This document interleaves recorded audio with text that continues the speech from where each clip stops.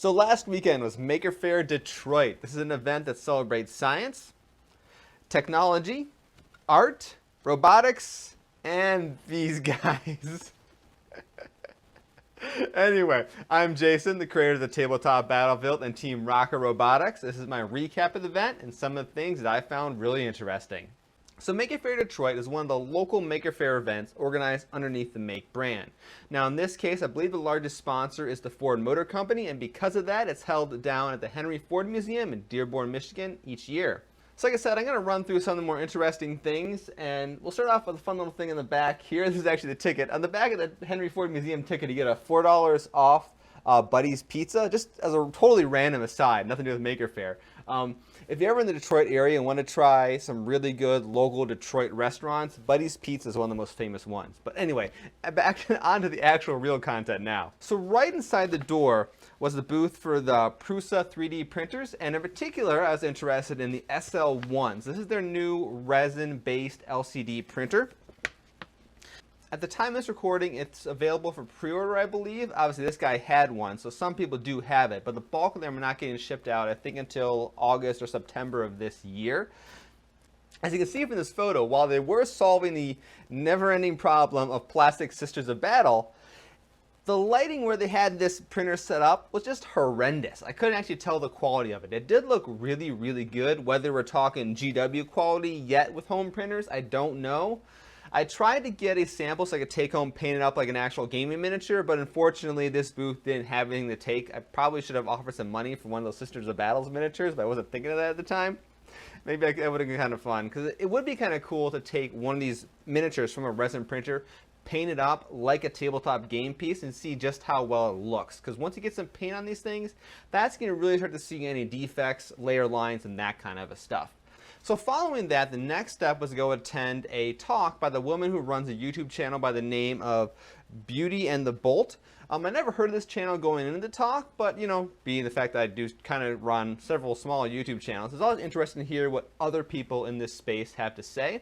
In particular, I read from her card here what her little video statement says. We produce maker and STEM education videos, both for the general public via YouTube and as custom content for schools and community instructions. Because I should say, in addition to running a YouTube channel, she also does run a nonprofit organization. And it was a good little talk. It's definitely very interesting to see. I'll put a link to her channel down in the links of this video. And then after that, I went ahead and had some overpriced lunch in the form of some boneless buffalo wings. $10 for 6 buffalo wings and 2 pieces of celery, which a little dicey there, guys. But you know, it's kind of what you expect for these kind of events and such. They weren't bad boneless buffalo wings. They're just, you know, they're just kind of small, and only 6 of them for $10. Okay, now let's talk about these guys I talked about in the intro, because this is what I did after lunch. I can put down the card now because I talk my hands and it only makes things worse, doesn't it? But these guys are the Power Wheels Racing Series. The way to think about this, I guess I might as well just describe basically what the event is. This is one of those kind of things where it would be fun to try out, but I haven't done it yet. According to the basic gist of the rules that they presented at the event, these teams take Power Wheels, so these are those little kids cars that you see kids riding around in, and they have a budget of $500 to turn them into some sort of racing machine. In addition to not only race performance, they have what they call Moxie, which is basically crowd points in terms of you want to create a car that has a cool theme or is funny or something like that, and some aspect of the scoring for the event determines on how well the crowd likes your car and how they vote for them. They had a little board they're carrying around that had all the car names on it, and you can just mash buttons like crazy to vote for, you know, whatever cars you wanted to vote for. And of course, the race gets pretty crazy. Not only obviously very tight corners, there's definitely some crashing. I'm surprised no one gets seriously hurt during this. It just seems like cars got flipped over at one point. There was a fire. Because, you know, electronics are giant robots, basically. And it's been something there every year, and it's a heck of a lot of fun to watch this thing. The event here was a 75-minute endurance race. So you have to build these cars that can last for 75 minutes. Now, there are pit stops to change tires, batteries, mandatory driver/costume changes. So the car itself doesn't have to run 75 minutes like on one battery charge. But it does gotta last 75 minutes, and cars don't always do that. Now, I didn't stay the whole 75 minutes. I watched about 15 minutes, but it's always fun to watch these things, like I said. And as a bonus, if you're really good, you can play Spot the BattleBot Builders. Of course, this channel is also about robotic combat, and a number of the teams that drive these cars also build BattleBots you see on the actual TV show on Discovery Channel. I'll put a link down to a video from last year's Maker Faire Detroit by the Witch Doctor BattleBots team, and they actually point out which teams have the cars in this race. So another staple of the event is the US First Robotics Competition. I've got one of the buttons from one of the teams here. This is Guardians of Deep Space, Team 5260 from Owasso High School, which I assume is Owasso, Michigan, which is right around there or so. That's a suburb of Lansing, Michigan, in case you're randomly curious. But the US First Robotics Competition is a high school-based robotics club where they partner with industry groups and people like that to build robots that meet certain competition requirements. Basically, they play a game each year, and you got to build a robot to be able to play and compete in this game. So the video you're watching right now is actually one of the demos they were running at the event. It's more or less what the game they had to play this year was. Not everything set up from what I remember, but you get the basic gist of what's going on. There's only 2 versus 2, and there's this weird power cube thing running around, they call it. It's kind of, I guess it's supposed to be kind of a joke robot, but I'll be honest with you, that milk crate thing actually did pretty well performing in this competition. So this year's game was all about simulating the idea of trying to prepare a spacecraft for a launch. So what the robots had to do was first attach these panels. These are those yellow circles you see. They had to attach them to the sides of various locations in the field, and what that would do is it would seal up a bin to where then you could place a large orange ball in that bin and score a point. The additional points were for filling up entire sections and things like that. But that's the basic idea of what these robots are trying to do. And then if we jump to the very end, there was even more bonus points for when you return to the starting point. If you could climb up to the various levels on the starting point there, you could score extra points for your team that way. So beyond those 2 big events, there's tons of little booths, a whole bunch of dealers selling different things, as well as all sorts of little activities people can do. So other things include like some sort of Pinewood derbies you can see here. The 501st Legion, who's a Star Wars cosplay group, was there, as well as the R2 Builders Clubs, which builds various Star Wars droids in real robotic form. And then other little robotic things like the video you see here, which I think was run by Oak University's School of Computer Science and Engineering.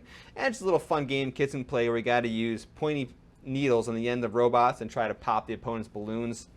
Waymo self-driving car system was there, and then you had other random robots like this SharkBot thing just kind of moving around the premises, and that's just how this event goes. People have other vehicles driving around, some art stuff they do, and just all around just like really just totally random things. And you know, pretty much anybody can apply to host an event here. I didn't take any pictures of the Ghostbusters guys. There's a whole Ghostbuster team showing off their custom-built proton packs and all that fun stuff too. So finally, while it wasn't part of Maker Faire itself, the Henry Ford Museum this year, as a special exhibit, was hosting a Star Trek exhibit called Star Trek Exploring New Worlds. Now this thing was really cool for anyone who's a Star Trek fan. It hosted a whole bunch of props, costumes, as well as some of the actual filming miniatures. Now this is the first time I've ever actually seen in person the filming miniatures of the Star Trek series. In this case, you're looking at the Enterprise D from Star Trek Next Generation. And it's kind of funny how it caught me off guard a little bit. I should know this, being, you know, a guy who does video production. But of course the miniature doesn't look anything like it does in the show, because the miniature itself, I mean, I should say miniature in quotes, this thing is very, very large. If you've never seen this thing, I don't know, maybe it's 4 feet long, maybe bigger than that, but it's when I say miniature, we're not talking tabletop Battlefield Games Workshop miniature, we're talking miniature. Like, what was the Lord of the Rings behind the scenes had some funny term for these kind of things, where there was a, I don't know, it was like a miniature but bigature or something like that. I don't know. They had some funny term if you ever watched Lord of the Rings behind the scenes. But regardless, it's kind of funny when you realize how much glowing effects goes into the Starship Enterprise, and even the fact when it's lit on set. And then later on, there's a whole bunch of high contrast effects applied to the video. That's very common in video production. Of course, it didn't register with me because if you notice in the picture, the miniature is a very low contrast miniature.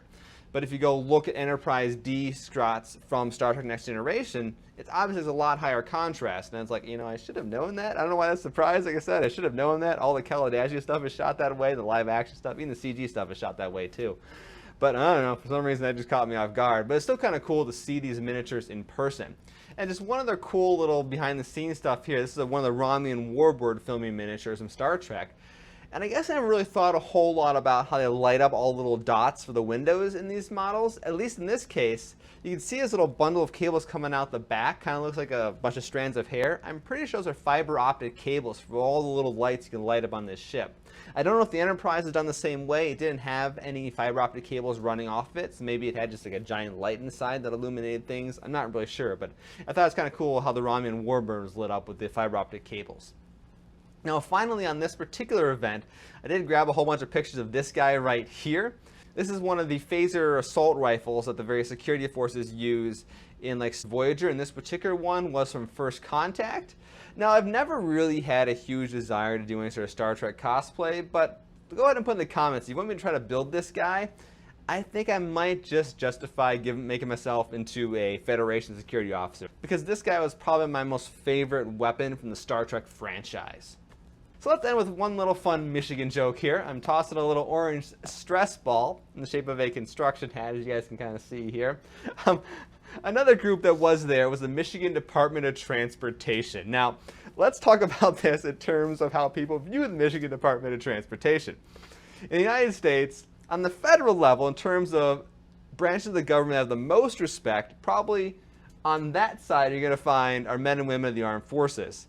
When you get to branches of the government that have the least respect, you're probably on that side going to find the IRS. No one likes the IRS, let's be realistic. And then in Michigan, we've got MDOT, Michigan Department of Transportation, as I mentioned a moment ago. This is the branch of the Michigan state government that deals with road construction. And nobody at all likes these people. They're below the IRS because it's always construction season here in Michigan, even in the winter.